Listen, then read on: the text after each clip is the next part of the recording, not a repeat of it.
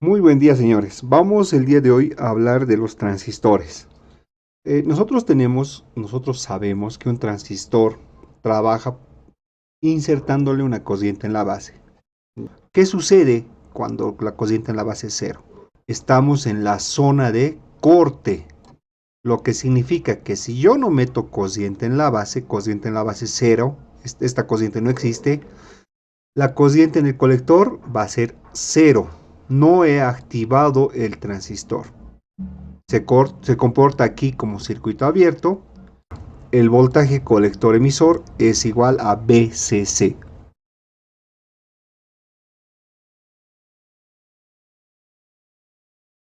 Esta corriente de aquí, la corriente en el colector, va a ser máxima. Ya no va a ser cero, en este caso en corte era cero. ¿Por qué era cero? Porque había un circuito abierto. En este caso es máxima. Esto se comporta como un cortocircuito. Se satura, ya, está en saturación. Voltaje colector emisor es igual a cero. Cociente en la base mayor a cero. ¿Qué ocasionamos con eso? Que se active el transistor, pero no es mucha corriente. O sea que la corriente en el colector va a estar entre 0 y la corriente máxima de saturación, ahí al medio. Específicamente utilizando el factor de amplificación del transistor. Y de colector es beta veces I de la base. Voltaje colector emisor, este voltaje de aquí, se va a comportar entre 0 y VCC. Va a estar por ahí al medio.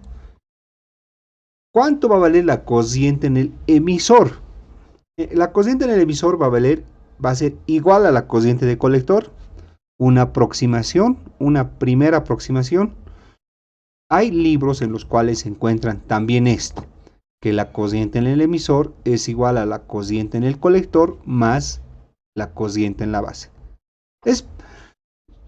A ver, me consultan con cuál puedo trabajar, con esta o con esta.